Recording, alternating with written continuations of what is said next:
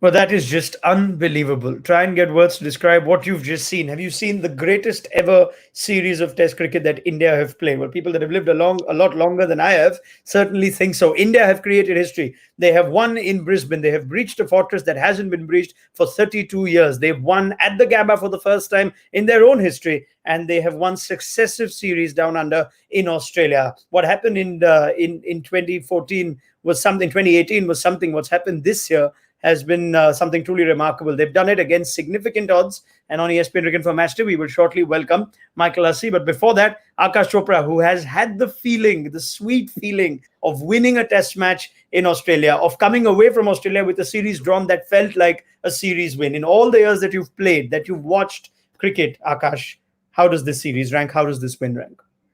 Okay, so this series actually, Ronak, allow me to just get carried away a little bit and be emotional about it because that two, like 0304 series would always come to mind, drawn series first time and all of that. But this team did go and beat Australia in Australia last time around. And before this series started, I thought to myself that if India were to now repeat history, India were to retain the Border Gavaskar Trophy by beating Australia again, I would actually rank this as close to winning a World Cup, maybe slightly ahead, because it is not possible. See, it is not plausible. And when you consider the odds, you lose the first Test match, 36. You were absolutely blown away, and then you keep losing players with every single passing day. That's how it felt. In the end, you had what your third string bowling attack, your second string batting lineup, and then you're trying to put things together. Even a thought crossed your mind that will India have 11 people on the ground to play this game?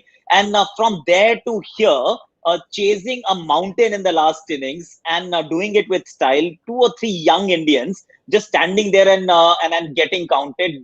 And there in between, you got a Cheteshwar Pujara who's taking blows by a dozen. And you still come out smiling and victorious. This is, and in my memory, of course, all of us are biased and are basing our opinions on what we have seen. This is the best test series that I have witnessed. I thought 2001 India Australia was the finest ever, but this will actually go beyond it considering the circumstances that India found themselves in. Yes, absolutely. This is a conversation that we have to have in terms of where does this series rank. We'll ask Mike Hussey too. 2001 comes to the mind of any Indian cricket fan, especially at the turn of the century. If you look at beyond Indian cricket, you'll think of 2005 England Australia, which I'm sure Huss will have an opinion on. But let's wait for that. Just wait for a little while till Mike Hussey joins us. Let's just talk about the significance of this achievement first up. The fact that India have chased 328 in a fourth innings at the Gabba, where we thought the challenge when we spoke yesterday at Stumps, Akash, would be so much more. What Tom Moody was saying, that this is not going to be as easy as Sydney, even though Sydney wasn't easy. But the magnitude of what they've achieved, Shubman Gill, Cheteshwar Pujara, Washington Sundar, and eventually Rishabh Pant. Unbelievable because I was pretty happy, and we are all conservative people. I think my generation, you are still slightly younger. We're all conservative. I was very happy that if India walks away with a draw, we'll consider it as a win. England, or rather Australia, has to win this game. Every other result is actually a loss for them, and for India, a draw is a win, and let's be happy with it. Because the job was Herculean. You had a mountain to climb, and you didn't even have your best mountaineers available. There's no Virat Kohli there. Rohit Sharma gets dismissed first up, and all your thoughts of actually entertaining 328 possibility of chasing that total down, that was just completely evaporated because you've got Cheteshwar Pujara, who's a rock. He's standing there, but he's not someone who's not a sprinter. He's a proper marathon runner. And you're trying to actually run a 100-meter dash. Now, that's not possible. But here comes Shubman Gill playing his first series, and he's just meeting fire with fire. You bowl short to him, he's up for it. You bowl full to him, he's driving well. You bowl spin to him, is countering Nathan Lyon as if he's been playing Test cricket for 10 odd years. And when he gets dismissed, Rahane comes in, a small little cameo, and then everything seems lost when Pujara gets out. Rishabh Pant shows maturity that belies his age because see, at some stage, it's not just about the skill. Actually, it's not about the skill at one stage at all. It's all about what's going between the 2 years. It's just the mind, the temperament. Do you actually believe that this can be achieved?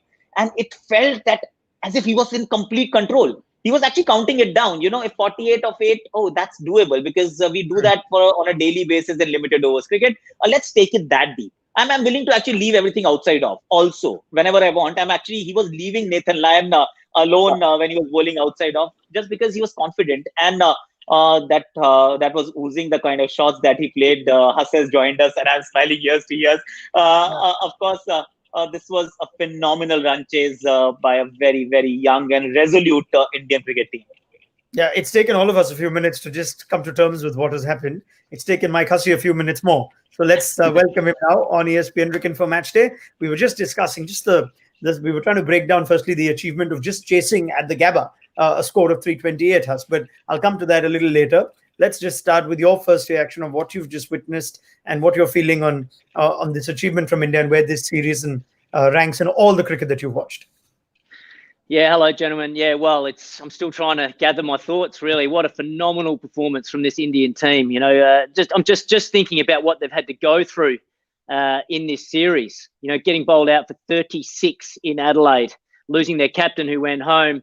You know, and then bouncing back in Melbourne with Ajinkya Rahane taking over the reins, scoring that amazing century. Injuries to bowlers. You know, you think of Bumrah was injured, Ashwin was injured, Umesh Yadav was injured. Don't forget Mohammed. Gosh, I'm still struggling. Mohammed Shami as well. Whoever you want to name anybody, they're probably injured. Yeah. You know, it just to be able to keep replacing these players, you know, and still turning up and playing such amazing cricket.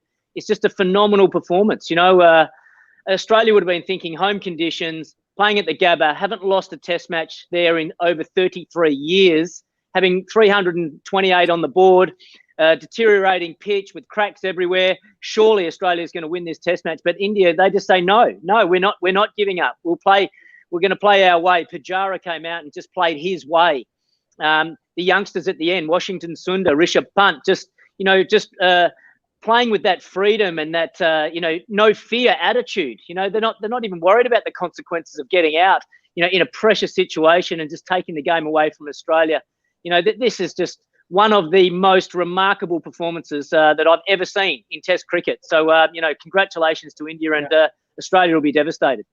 Yes, absolutely. There are so many stories to cover here. There are so many conversations to have on this series from India, from Australia, and we will do that in detail now, as this is the last show on ESPN Cricket for Match Day for this series. But the moment is about Rishabh Pant in many ways. We were planning this detailed review in the event of the likelier result of a draw, that India would achieve a draw and they would still keep the Border Gavaskar trophy, and we would still have an extraordinary story to tell on India. Now that they've managed this win against significant odds, and it's been led by Rishabh Pant, who's made it possible after Shubman Gill and Pujara set the foundation. Akash, let's just go back to the Pant story. I'm sure he'll make a strong claim to be man of the match for this one. He's ended as India's highest run getter of this series for a player that didn't play in the first test, for a player that came at the back of a poor IPL, that was dropped out of the white ball squads, that is always under scrutiny when he gets the gloves over Ridhiman Saha. What does this mean for Rishabh Pant?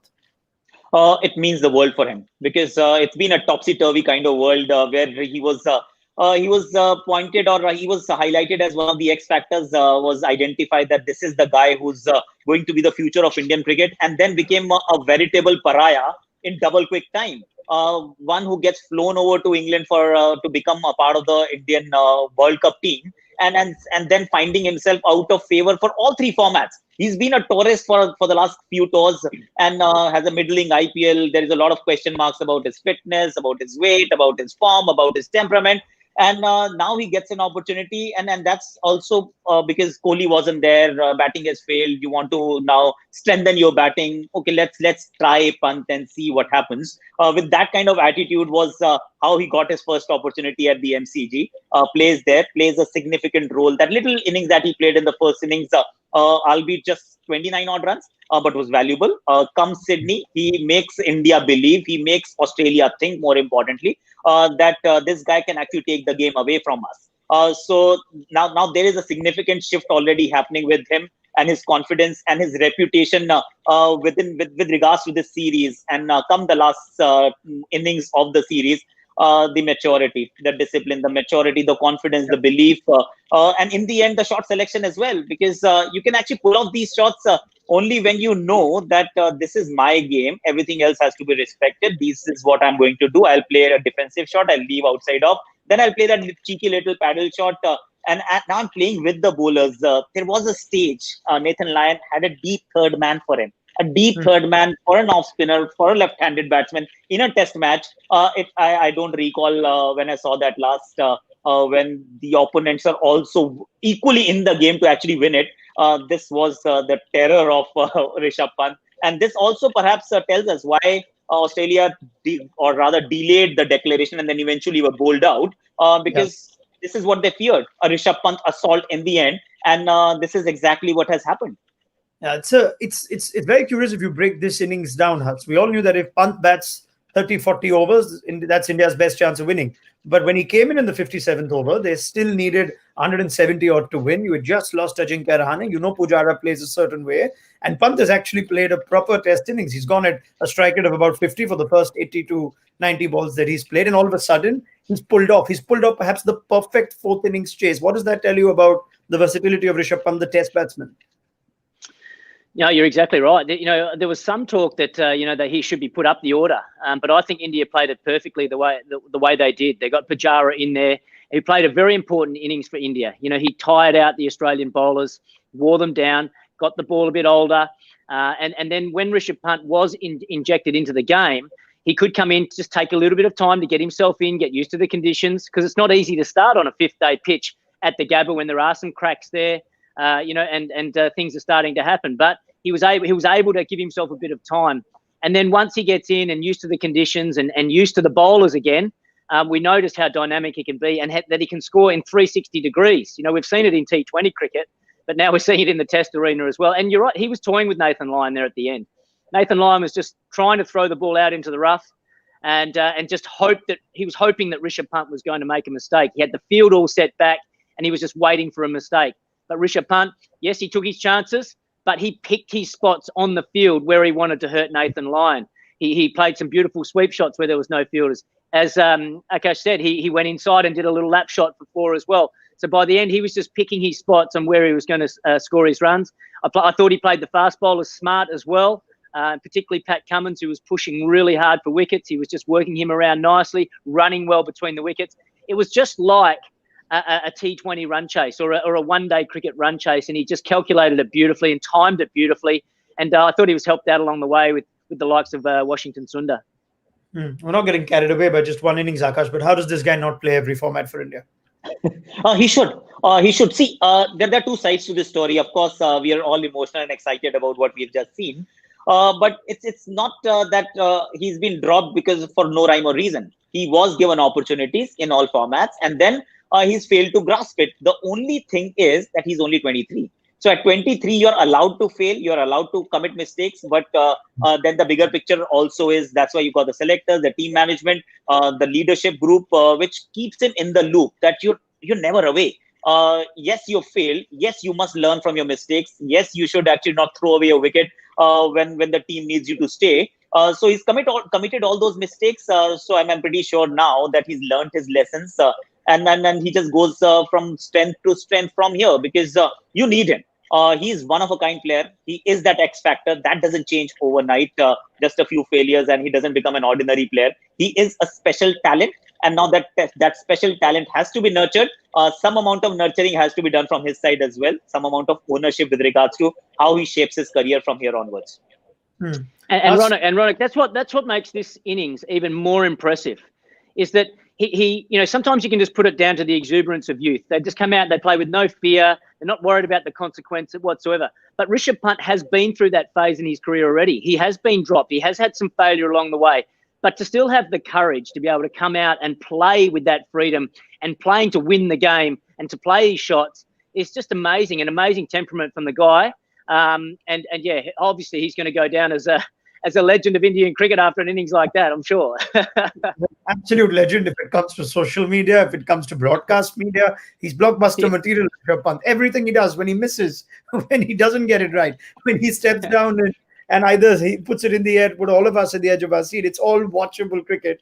And you wonder why this guy doesn't play in every format. Well, maybe he will after this sort of game and this sort of innings. Now, let's just again recap what we've just witnessed in a series after 36 all out or 36 for 9 in Adelaide, to lose Virat Kohli, Mohammad Shami, R. Ashwin, Ravindra Jadeja, Jasprit Bumrah, Hanuma Vihari. I mean, the list goes on and on and on. And for India to have achieved this. So let me ask the two of you who've watched a lot of cricket, who've played a lot of cricket in at the turn of this century in particular, where this series ranks. If I have to rank 2001, Australia coming to India, and that's that magnificent streak ending.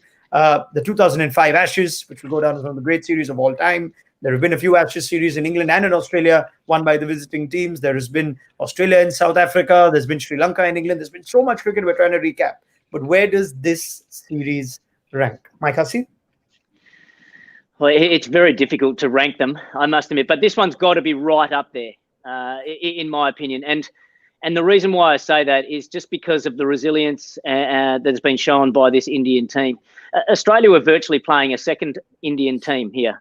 You know, they'd missed. I think there was only 2 players that had played that played the whole series out of this Indian team.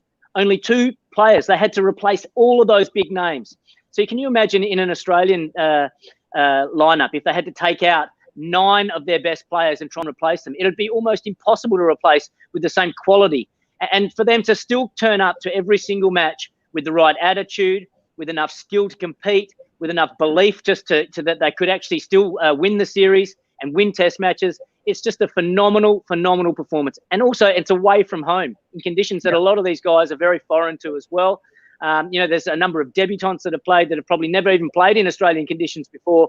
I think it's got to be right up there with one of the greatest series wins of all time.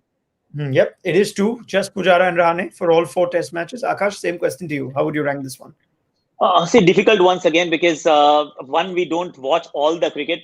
Few that you've mentioned, you go through the scorecards, but you can't really be like, if you're honest, you would know that you've not watched every ball of all those series. I do remember watching every ball of the 2001 India-Australia series. I did watch every single ball of the 2005 Ashes series. This is right up there with regards to the quality that we have seen and the resilience, the resolve, the odds, and all the things that Huss has mentioned. Because you are competing against so many things that you think, how much can you actually stretch a rubber band? It's like a rubber band. How much can you stretch? It will eventually snap, right? If not now, maybe tomorrow, maybe in the next test match, go to Gaba. That's what this Australian team must have thought, that, okay, Sydney, Indian kind of pitch, and then you've come out with a draw, a respectable draw, as good as a win. But that Gaba is a fortress that you cannot breach. It's that impregnable fortress. And that is where things had to change, but they did not. India had still lost the toss. And mind you, India lost all 3 tosses. So if you keep losing tosses, Rahane hasn't won a single toss, is what I mean. And that's where the turnaround actually happened, winning in MCG, drawing in Sydney, and then losing all your players for Gaba, but coming out on the winning side. This is incredible, right up there. I'll say, okay, the best series that I have watched, and that I'll be completely honest with. All right, we're going to now have a nice, detailed, freewheeling chat on how this series is going. Try and relive it, because there is so much to relive. And let's go to that Melbourne test and how important it was, right? India bowled out for 36 in 3 days. They almost had the advantage going into the 3rd innings of that Adelaide test. They then know they're going to lose Virat Kohli. Ajinkya Rahane takes over as captain. Australia have their tails up. They lose the toss at the MCG. Australia end up batting first. And there's a completely different look to the side. They're making changes after just that one test match. There was scrutiny on that on this show as well.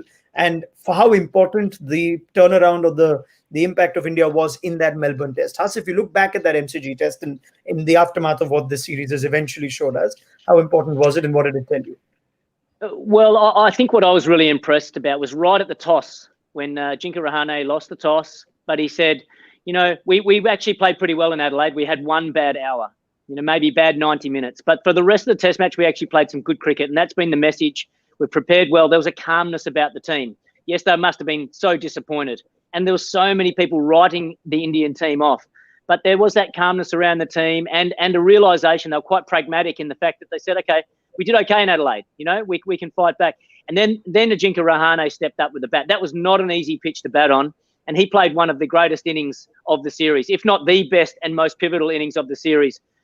Inspirational for his teammates and for India to bounce back like that, to win that test match. It certainly sent Australia a message that they were dealing with a team that had a lot of toughness and a lot of resilience about them. So yeah, it was a really important game for India, and they certainly delivered at the MCG. Yeah, Akash, we've said this time and again, right? We can't help but, as Indians watching cricket over the years, be conservative in our thought. And the thought would have been, after Adelaide, let's play as many batsmen as we can, specialist batsmen. But there was a call to change the balance of the team, to try and substitute Kohli's absence with a mix of Jadeja and Pant. And if you look back at this, these are the sorts of calls that now just look terrific. But just I'm trying to think of how important all these calls were, taking such a call in the aftermath of Adelaide at Melbourne. It required a lot of heart, a lot of bravery, because the conservative or the conventional wisdom would tell you that if your batting has failed, you bolster the batting. Of course, what else are you supposed to do? And don't fix something that ain't broken, which is your bowling. So why do you need an extra bowler? But Ajinkya Rahane should be given credit there. Ravi Shastri should be given credit there, because this has to be a call that's been taken by the leadership group. They went in a different direction with a lot of conviction. That we do need 5 bowlers. Jadeja can bat. Pant, let's go with him and see how that turns out. And they just did all the right things with regards to Rahane getting Ashwin to bowl in the first hour of that test match after losing the toss on a slightly greenish surface. Even when you're playing as many as 3 fast bowlers, then coming out and batting the way he did, leading the team from the front, and bowlers just stopping it off all the time, whether it's Mohammad Siraj who's making his debut, or Washington Sundar making his debut in the following game. So that Melbourne, of course, just changed the mindset completely, that you can bounce back from that kind of adversity. And once you get that kind of belief, and that belief can only be earned, because a lot of talk happens, and Huss would agree to it. When you're actually humiliated in the fashion that India was at Adelaide, 36 all out happens like once in 100 years. You talk about it, that forget about it, don't worry about it, look at the positives and all of that. All that pep talk is great, but to convert that pep talk into action, like walking that talk, it's the most difficult thing to do, because there are ghosts from the past that they will come to haunt you the moment you slip once. But this team showed the resolve, the resilience to actually just put all that aside and then start a completely new chapter. So hats off to the way actually they played at Melbourne. Yes, absolutely. That word resilience, that's the theme of our next talking point now. It's not just about having to do this pep talk, it's having to do it to 5 or 6 different guys in every test match, because the guys you did it to last game aren't fit enough for the next one. And this will go down as literature of this series is penned, as the story of India's resilience. And Huss, if we look back to just all the odds we've already covered, it's not supposed to happen. India have no business being competitive after the kind of resources that have been depleted, let alone win this series. I'm trying to understand how India have been this resilient. How have so many players that don't have the international credibility or the credentials or the stature actually managed to put on this sort of performance instantly after coming into the side? Yeah, well, I think it speaks to the volumes of the environment in this Indian team. Now, I'm not in the inner sanctum. I don't know exactly what's being said, but you do see the actions of the players out there in the middle. And you can only do that if you know that you've got the complete backing of your selectors, your captain, your coach, and for them to really back you and trust you and to say to you, you can compete with these guys. You've got the skills. You can go out and deliver. It doesn't matter about that Bumrah's out of the game, or it doesn't matter that you've only played 1 test match, or you're making your debut, away from home. Who cares? You can do this. And once you get that belief and that backing from the staff and the people that you trust, like your captain and your coach, then it's amazing what you can do. And then suddenly you get out in the middle. I'm sure they would have been daunted and they would have been nervous, playing in their first couple of matches. But then you start having a bit of success. You bowl well, you score a few runs, you start believing it yourself. So, I think it speaks volumes of the character and the culture of this Indian team and the environment that they've been able to create. Now, I'm not sure if that's coming from Ravi Shastri. I think he needs to certainly take a lot of credit from that, but also Virat Kohli and Ajinkya Rahane for just the belief and the spirit that they've sort of imparted on all their teammates. Yeah, it's a good time to acknowledge what the leadership group has had, the sort of impact that they've had on this team in the absence of Kohli, Akash. Oh, yes, because these are tough calls to make, and to make everyone believe that they belong. That's once again easier said than done. For people who've grown up seeing Indian teams not doing that well down under, and for people who've been in a bubble for 4 months, for people who are not original choices, they're actually net bowlers. Net bowlers just because of these extraordinary circumstances that you need a few more because net bowlers are not, the local net bowlers are not available. So it speaks volumes that that belief has not disappeared, like for even for a moment. And there were moments when you were down. Let's not forget that India actually was the second best side in Sydney. India conceded a nearly 100-run lead. India Yeah. managed to draw, but it was Australia that was in the ascendancy. They should have, or rather, they must be regretting that they couldn't close that game. But the fact is that Australia was the better side in Sydney. India walked away unscathed, but they had to really fight hard for a draw. They were not anywhere close to winning that game. And from there to here, so it speaks volumes about how this team has been managed, has been handled, the leadership group from Rahane to Rohit Sharma to the other seniors in the side, the coaching staff, because that's all you have these days, right? For last 6 months, half of them haven't seen their families. They haven't gone home. They've been in this very strict bubble. Consider what has happened before this test match coming to Gaba. These are not easy things. These are very tough, extraordinary circumstances, and I think tough times, they don't last. Tough people do, and that's what they've done. These are tough guys. Where if you have to try and make sense of how has this happened, how have these guys had such an instant impact in international cricket away from home in all the conditions that Akash has mentioned, it may not just be out of the blue, it may not just be freakish. We've discussed this on ESPN Cricket for Match Day through the course of this series, that you have to look at some other factors that perhaps play a contributing role. Tom Moody has cited the importance of the IPL at times on just taking away the intimidation factor for players like Natarajan and Siraj and Saini. Natarajan, who's shared months with David Warner in the same bubble, in the same room, bowling to him in the nets, now doesn't quite have that same intimidation factor bowling to him in a test match. Has, you've been part of the IPL from its inception. You still remain a part of it. How much has that in some ways contributed towards this story of unknowns, reserves, third team players making this sort of seamless transition to test cricket? I think it's definitely had an impact for sure. It's certainly broken down some of the cultural barriers. And so, yeah, the intimidation factor's not there. But that's been going on for a while now. But yeah, I'm sure Natarajan, he knows David Warner, and David Warner knows Natarajan, that, and he knows if David Warner starts getting a bit aggressive on the field, that Natarajan thinks, I've seen all this before. I'm not going to let it affect me. So I'm sure there's those, those cultural barriers have been broken down, and there's not the intimidation factor anymore. I'm just thinking to myself as well, as hard as this bubble has been that these players have been part of for the last 6 months of their lives, where they've been away from family, they've been away from friends, they've basically just been stuck together.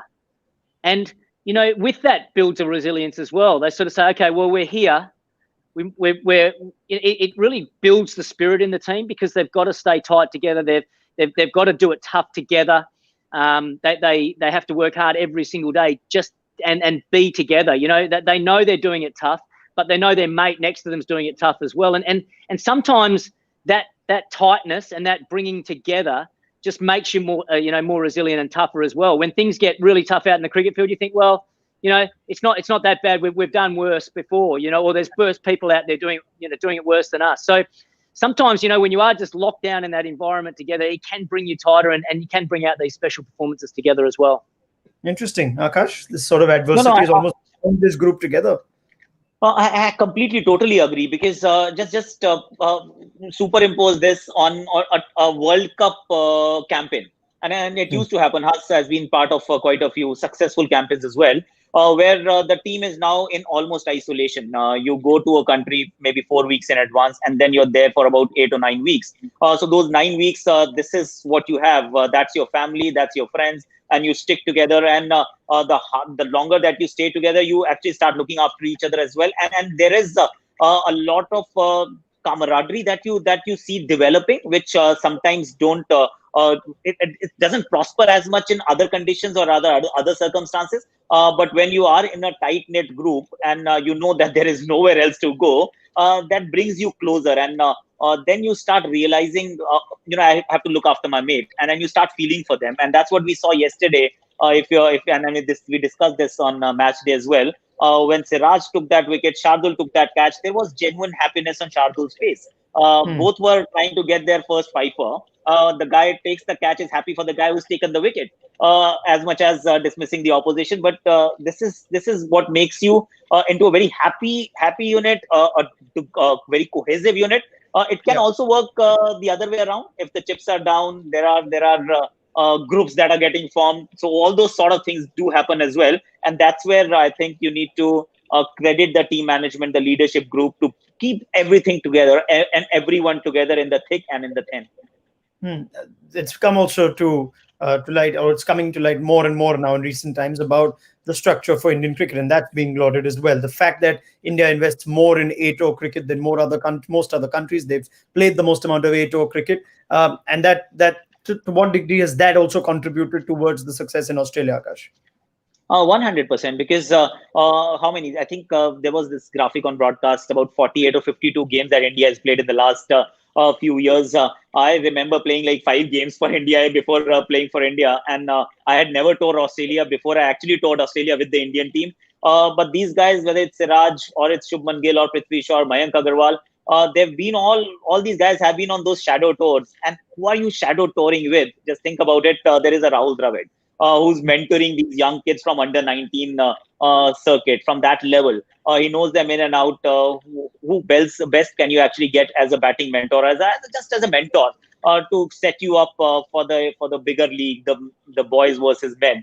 So this has played a huge role, and that's where I think BCCI should also be credited, applauded, that you have the money in the coffers, but you are also using that money for the right reasons. And those changes have happened. And that have, I think, a lot to do with the former cricketers coming into the fold, whether it's Saurav Ganguly or Rahul Dravid or V.V.S. Lakshman, when they were the CAC, Sachin being a part of it as well. Because these are the things, these are the inputs that you'll get from the former cricketers. This is how you improve India as a cricketing country. And I do feel that we are at the cusp of a fantastic beginning. What we saw with the Australian team, that world dominance, where they could not just compete, but win everywhere in the world in all three formats, or rather two formats back then. India is primed for that. We've seen what this team can do without the main players. Add them to it with the same kind of resolve and steel. It is a tough team to beat in any condition. Yeah, administrators tend to call criticism. Yes, Has, please.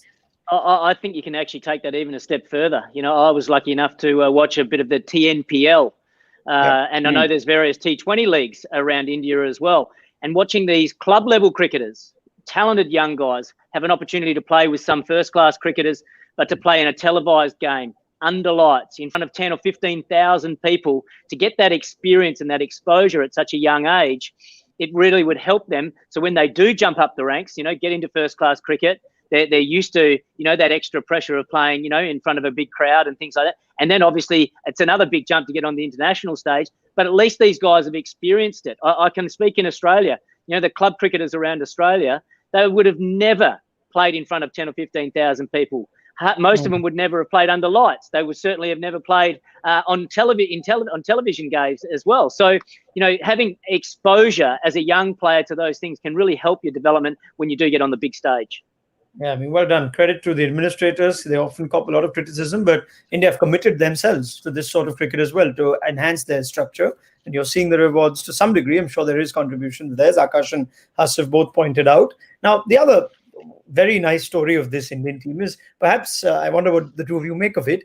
This has been one of the most liked Indian teams in the last 2 or 3 test matches. There's an endurance about taking to the individuals. Of course, the story of, the underdogs and adversity and all that may add to it. But this is a very likable Indian team. Let's go to Mike Hussey, who would have been part of a lot of teams that didn't like Indian team.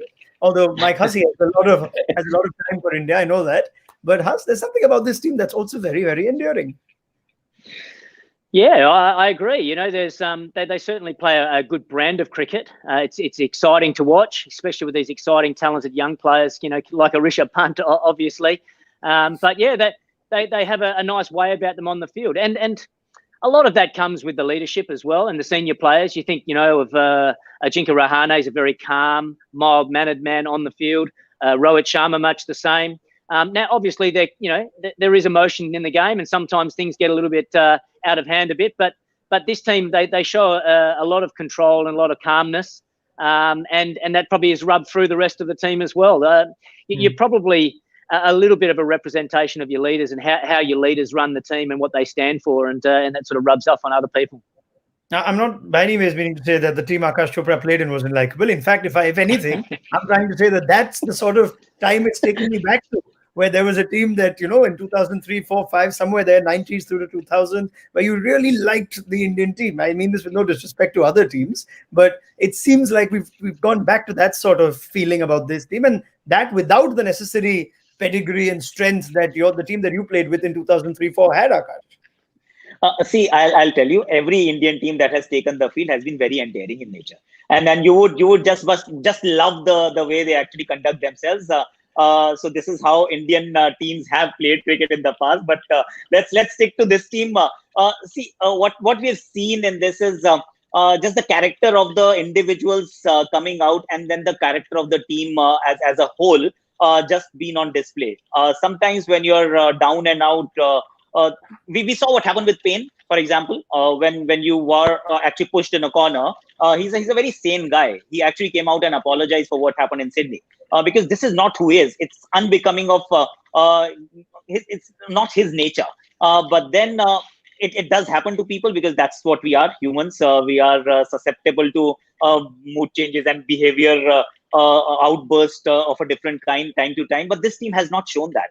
So that's why I think this feeling, it's a feeling that we all feel, that this team is very endearing in nature, because no matter what you've thrown at them, you've seen people smiling, you've seen people getting together, you've seen people grinding it out, and you've seen just a team very focused and resolved in with a lot of resolve and just tenacity and resilience. So these are likable qualities, Ronak. So I don't know what you're talking about the teams in the past, but this team, of course, has been very, very good.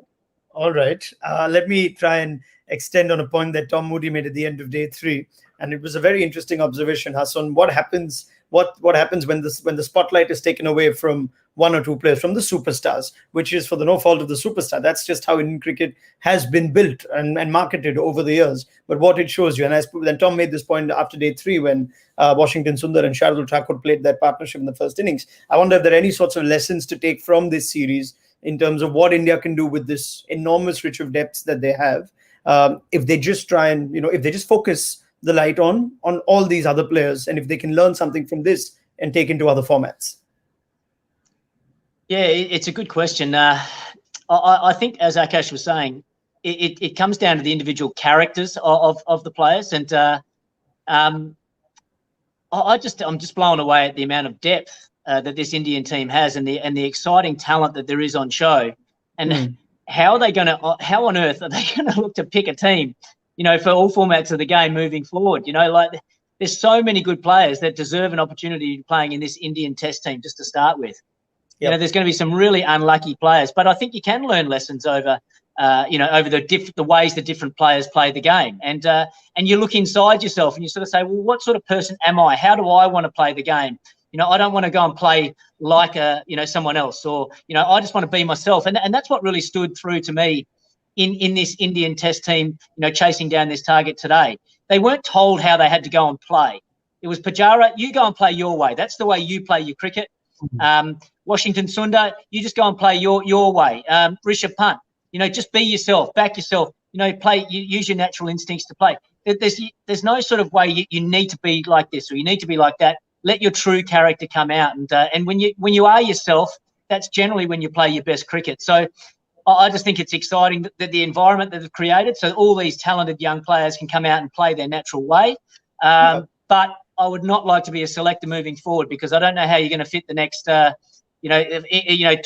players into the next 11 for the next match. Yeah, it's such an interesting question or conundrum for this new selection panel, isn't it, Akash? That you had a Mohammad Siraj who's going to be 27 next month. You think if all the fast bowlers are fit, Bhuvaneshwar, Umesh, Ishant, you don't know when Siraj is going to get a test cap. You have Shardul Thakur at 29. Would he get a test cap in ideal circumstances at all? Washington Sundar's career to test match cricket has just been propelled. Now, if Ashwin is fit, if Jadeja, well, we know he's not going to be fit, but if they play Kuldeep, when would Washington Sundar get another test match when he's played such an important role in winning this one? It's a wonderful headache to have. Of course, we don't have to look for those answers. There's a selection committee meeting happening later today. So they will address all these issues. But what a fantastic place to be in. See, Jasprit Bumrah has still not played a home test match. So that's the kind of depth we've always had with regards to the faster bowlers in the Indian setup. And now you've added a few more names to that list. you're in a better position to now manage those resources, use them well. You can always start now the process of transition at some stage, like a sort of transition where you see Ishant Sharma, who's now getting slightly injury prone. Last 18 to 24 months are telling you that. Umesh Yadav, who never would pick an injury, but he's also now been injured. Bumrah has been injured. He's had a surgery. Now he's come back and is again missed a test match because of an abdomen strain. So now you're in a better position to just manage the workload. And that's a wonderful thing to have, that your hands are not tied. It actually reminds us of those great Australian days where you would see, will there be a rotation policy? The first time I heard rotation, how it was. So you started talking about, okay, let's rotate the players. Now India is finding themselves, at least in long form cricket, that they can afford to rotate a few players, manage their workload, and still be not just competitive, but actually dominant. So this is a wonderful place to be, and it has taken a long time. India was not a bowling nation. India was always a batting country. But for India to now have the kind of bowling resources that they have available to them, this speaks volumes about what has happened in Indian cricket over the last 10, 12, 15 years, because this just cannot happen overnight. Yeah, let's talk about India's bowlers then. And then, of course, we will move to Australia too. But India's bowlers, that's the story of this series, isn't it, Has? What have they done right and done it almost instantly? I've heard from Ajit Agarkar in the past that it takes a while for a bowler to find out what the right length is when you go. It takes maybe one overseas tour, maybe two. Here you're seeing bowlers just get things right in their first appearance. Here you've had Australia, who should be scoring 500 against this attack. No one would blame this attack if Australia got 450, 500. They've not scored 400 in any innings in this series. 369 in the first innings, here being their highest. Well, I think one thing that they did well, India, as a group, they planned and prepared really well. You know, you think back to the fields they had in the first couple of test matches to Labuschagne and Steve Smith, Australia's two best batsmen early in the series, and they bowled very straight to them. They blocked off all their runs on the leg side and made it difficult for them to score their runs quickly. So it's one thing to come here and be very well prepared for every single batsman, but you still need to be able to execute. And that's what I think what the Indian bowlers have done really well. They've planned well, one, but secondly, they've really backed it up by executing their plans extremely well. The first two pitches certainly had a fair bit in it for the bowlers, and the bowlers were in favour. So that, I think that would have given them confidence. If quite often if you come to a new country and if you can start the series well, get into the game and feel like you're bowling well and get a few wickets, your confidence goes up and your belief also goes up. Think, yeah, I can compete here. I can do well in these conditions. But they were able to maintain it throughout the series. And I also got the sense that, as Akash was saying earlier, that they were like a really tight group. They were willing to help each other. You could even see Bumrah when he was injured. He was talking to the other younger bowlers, during that Gabba test and seeing what was working, what wasn't working, perhaps giving some tips along the way. I really felt as though it was that they were a team environment where they were looking out for each other and wanting to help each other, even if they weren't playing. That they were still on the same team, and I thought that was admirable as well. I mean, the fact that Siraj has effectively been leading this bowling attack in what is a series that he himself is debuted in.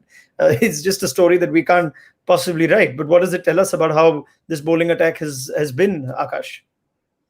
Incredible. Again, sum of all parts, because if you were to see the top two bowlers, Pat Cummins 21, Hazelwood 17.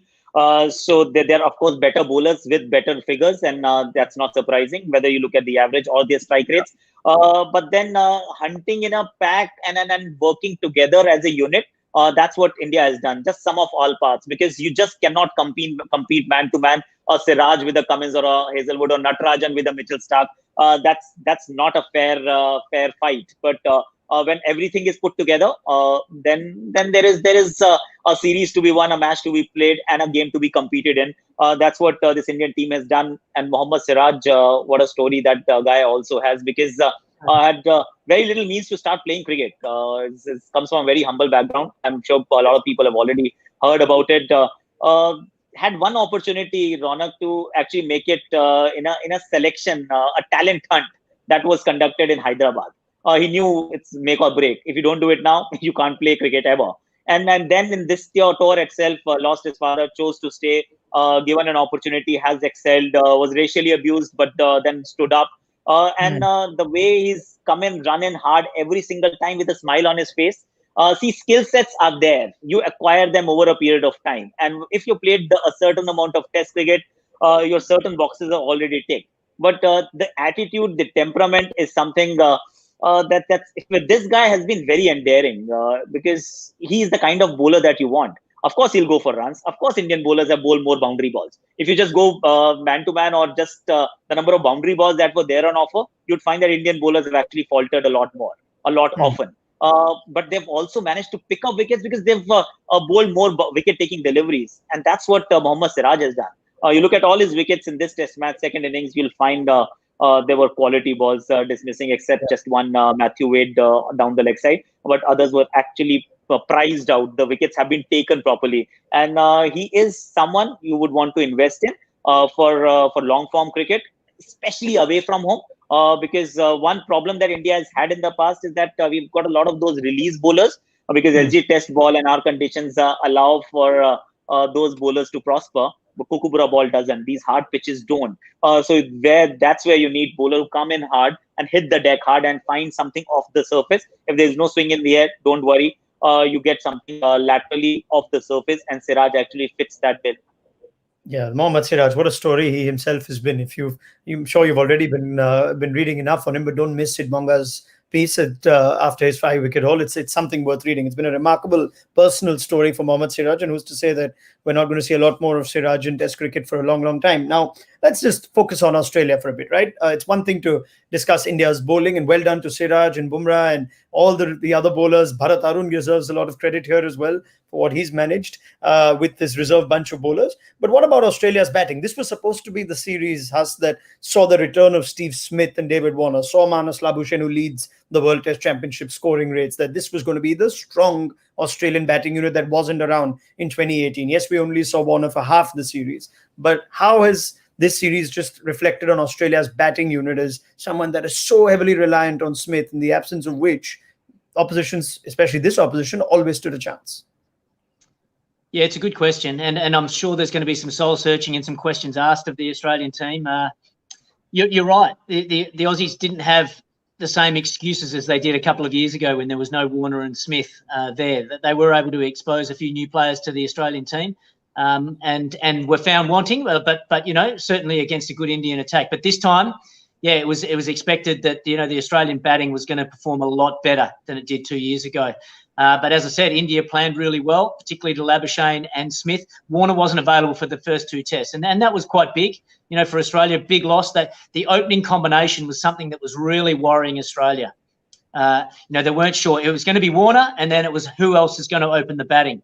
It looked like being Pucovski. Suddenly, Warner and Pucovski were ruled out of the first Test match and the second Test match. So Australia were looking for makeshift openers, the second string openers, to open the batting for Australia. So that instability didn't help Australia. No question about that. Australia lost early wickets in just about every Test match, and that exposed the likes of Labuschagne, who had to fight very hard for his runs, Steve Smith, to a lot earlier. Also, the pitches in the first couple of Test matches did quite a lot as well. Batting was not easy, and so it really opened up perhaps some weaknesses there in the Australian batting. Also, you take Smith and Labuschagne out. There was question marks over the likes of Travis Head, Matthew Wade, their positions in the team. They'd done okay in Test cricket, but hadn't really nailed it and really nailed down their position in the team. This was an opportunity for them to really stand up. Unfortunately, none of those guys could do it. Joe Burns found himself out of the team. Matthew Wade, he did the team thing by going up to open in a couple of Test matches. Not his preferred position. Looked okay. But when he did get starts, he wasn't able to go on with them. He threw his wicket away a few times. Then he copped a few good balls. Unlucky in his Test match, caught down the leg side. But he wasn't able to convert those good starts, and that hurts at the end of the series. People start looking at the stats and they go, well, you know what? His numbers aren't good enough. There's going to be question marks on his team. Travis Head also found his way out of the team. So, yeah, there's going to be a lot of talk and a lot of debate about what the Australian top six should look like moving forward. What about just this very un-Australian thing of not seizing moments when they've been in the advantage? When they win tosses, they bat first. You think they should have got a lot more in Sydney. You think they should have, broken stands of Washington Sundar and Shardul Thakur, or even Jadeja and Rahane in Melbourne, where you all of a sudden are just pressing the advantage. When we tend to associate Australia with that sort of ruthlessness that's somewhat been missing us in this series. Yeah, and even Justin Langer's admitted that as much. He sort of said we had a chance, at various stages throughout the series to really nail India and take control of the Test match, but they weren't able to do it. And that's what will really disappoint the Australian camp. The Australian team, that's what they pride themselves on when they're playing their best cricket. And unfortunately, that they weren't able to do that. The bowling attack is much lauded. It's lauded as probably the best fast bowling or the best bowling unit in the world. And India were able to withstand their pressure. You can't fault their effort. They were trying so hard, but they just couldn't get the job done, unfortunately, on a consistent basis. The batsmen, I think they'll be disappointed because same thing. They were able to work hard, get themselves some good starts, but weren't able to convert those starts into really big match-winning scores. The Test match that Australia probably dominated the most was the one in Sydney. And sure enough, that's when Steve Smith made his 130. That's a match-winning century. You get a couple of other guys making some runs around that, and you get yourself into a strong position.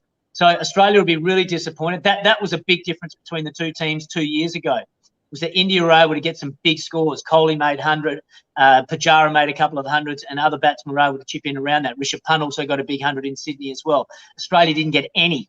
This time it was only 200s for Australia. Steve Smith 130 in Sydney, Labuschagne 108 in this last Test match. So that's not good enough for Australia. The best teams of the past, when the batsmen got in, they scored their runs quickly, but they also went big and gave their bowlers a big score and a big opportunity to bowl teams out. Akash, quick word on this before we move to Australia's bowlers. And it just looked like only when Steve Smith was set and looked good was that a threat to India. Outside of that, yes, Labuschagne's got runs, but it always seemed like India were in it when Smith wasn't getting big runs. And that's actually now a theme. That's the story. If it happened 2 years ago with no Smith and no Warner, I think those were a bit of a red flag. Won't go too far. Won't read too much into it. But 2 years later, if the same thing is now playing out in almost an identical fashion, and now with the opposition that doesn't have their A line bowling attack, that main bowling attack, no Bumrah, no Shami, no Ishan, no Umesh in the end, and then still you're not able to actually capitalize and seize the moments and close those big moments and not score those big centuries that Hus was talking about. Then there are questions to be asked. And when you look at the other spectrum, the other side, this team has already now unearthed a batsman who's there for the future. Like next 10 years, you see Shubman Gill playing. So that's the kind of talent that's coming through the Indian setup. And that's the question that Australia may want to ask and answer. And that was the thread last time as well. May not be as vociferous in nature because a lot of it was down to the absence of two main guys, Warner and Smith. But this time, I'm pretty sure the voices will be louder. Where are the next batting superstars who are going to actually now capitalize and take really control of the situation and not just flitter away, because that's what has happened with Wade, Head, and the openers, whether it's Joe Burns in the beginning. Pukovsky looks good, but that's just a start. He's just taking baby steps in international cricket. So there are question marks for sure. This is not the same Australian team, and we must all admit that. All right, now food for thought for Australia going forward. But let's just round this up with a chat on their bowlers. This is still the formidable bowling attack that Australia are known to have. It arguably can be considered, I know what Hus makes of it, as perhaps one of the greatest bowling attacks they've ever had in Test cricket. Stark, Cummins, Hazelwood and Nathan Lyon together. And then at the other end, yes, we've spoken of Rishabh Pant today. We'll also mention Shubman Gill. We mentioned him in the past. But Cheteshwar Pujara, man of the series the last time. Not quite the same impact in terms of runs, but he's batted, nearly 23 hours in the middle this series. He's batted thousands and thousands of balls, not necessarily for the sort of runs, but that's a conversation I'd like to have together with the two of you. Pujara, the effect that Pujara has had in wearing and winding these bowlers down, almost burning them into the ground as we enter this fourth Test match. Hus, your thoughts? Yeah, well, he plays a very important role for India. I think Australia were ready for him this time. That they had some good plans to him. They made him obviously work very hard for his runs. But what they also did was they picked Cameron Green as that backup bowler, someone that could bat in the top six, that could bowl some handy overs, just to take a little bit of pressure off the three fast bowlers. Cummins, Stark and Hazelwood. Make them, or give them a bit of a breather throughout the day. As it turned out, Cameron Green did bowl some handy overs along the way. Didn't get a wicket, but he was able to help them, get a bit of a rest along the way. However, the Australian bowlers still had to work really hard. I think for me, the biggest difference was that they played Nathan Lyon a lot better than they did 2 years ago, the Indian batsman. So Nathan Lyon, he got 21 wickets in the last series. He only picked up 8 wickets in this particular series and was a little bit disappointing, it has to be said. So that's probably the major difference from 2 years ago. I think Australia, they knew that Pujara was going to play this way and was going to be a thorn in the side again. So they picked the extra bowler that can bowl some seam overs to help rest the faster bowlers, which they were hoping was going to give them benefits as the series wore on. But the bigger difference was they weren't banking on Nathan Lyon only taking 8 wickets in the series. So that was a big disappointment, I think, from an Australian perspective. Akash? See, when you talk about Pujara, and Pujara has to be always seen in perspective. The draw in Sydney that allowed you to win the series in Brisbane was also had a lot to do with Cheteshwar Pujara's twin 50s, because he's eating so many deliveries. First innings, he was criticized, almost crucified for playing too slow and not allowing India to get into a position to win. And mind you, India actually conceded a 90-run lead. So they were nowhere near the Australian total. So whether he batted faster or slower, it didn't really matter in the end. And the second innings, the number of deliveries that he ate, of course, it was Ashwin and Vihari in the end when India drew that test match. But you had a significant contribution from Cheteshwar Pujara. And even in this run chase today, the only reason that India is able to play with the freedom, the Chubman Gills and the Rishabh Pants, is that assurance that he is actually your insurance policy. That Pujara is there. While he's there, he'll make sure that we don't lose this game. And that's a very significant, confidence point take that you can go about doing your business, because one end is secure. And he's taken a lot of blows. So this has not been an easy series. He's not been on top of his game either. He was searching for answers to begin with because of just the lack of cricket. New Zealand in February, and then suddenly Australia in December. Nothing in between, not even in the IPL. No first-class cricket whatsoever. So it took time. And Australia, as Has mentioned, had great plans against him. Cummins was absolutely top class, the bowler of the series, the player of the series. And he got a few pitches to dismiss Cheteshwar Pujara. But then his contribution, nearly 1,000 balls. Once again, you can't measure all performances, I think, in averages. When you talk about Test cricket, when you talk about Cheteshwar Pujara, you have to look at the other side as well. The time spent on the crease, and that is why some of the Test matches actually go into the 5th day. If it wasn't for Pujara, we'll have a 4-day Test series. What a titanic player Patrick Cummins is. He's player of the series officially for this Border Gavaskar Trophy. In spite of ending up on the losing side, Rishabh Pant has been awarded man of the match for this 4th Test in Brisbane. But as we just looked around things off now, Australia will have to take some serious introspection, I'm guessing, Has, for this. There's also an implication on the World Test Championship. India have boosted their chances against what would be a home series against England now. Australia will have to work out the math to see what they need away in South Africa. There's also some question marks on whether that tour would happen. But would there be some major changes that we looked at? For example, the scrutiny of Tim Paine as captain and how he's been this series. Decent with the bat, but he's keeping itself. I'm already seeing cricket Twitter go on about Tim Paine's position at this stage in the Australian side. What do you make of all that? To be honest, I think there'll be a lot of scrutiny on the external, on the outside, through social media and maybe even the media here in Australia as well. But I think inside the Australian camp, they won't make any emotional decisions. They'll let this die down. They'll take some time. They'll take stock, and then they'll I guess, calculatedly work their way through this and what happened and where are the weak points and if changes need to be made. I know that Tim Paine is highly respected in the Australian camp. I don't think they'll be looking to oust the captain at this stage. He was pretty good with the bat. He probably wasn't quite at his best with the gloves. And maybe tactically he could have been a slightly better as well. But the Ashes is just around the corner as well. And to remove the captain at this stage and wicketkeeper at this stage of the game, I think would be a massive move. And it's something that I'm not sure that they will be thinking about doing just at this stage. I think they'll watch it pretty closely, but I think they'll just take stock, try and stick together, move on from this as best they possibly can and look ahead to South Africa and then a bit further forward than the Ashes. India don't have much time before England are welcomed at home, Akash. And yes, we know we want to leave the selection calls to the selectors. But is there a takeaway now that at least there should be a group of players, maybe even if it's a large group, still connected with this Test team, whether that's a Washington Sundar now, who may very well play in Ravindra Jadeja's absence through injury, whether that's a Siraj, whether that's Shardul Thakur, guys you didn't think would be associated with the Test team. Would you take a call now on keeping guys in the Test side, and the other one is Shubman Gill, who he seems to have cemented his place in the Test team.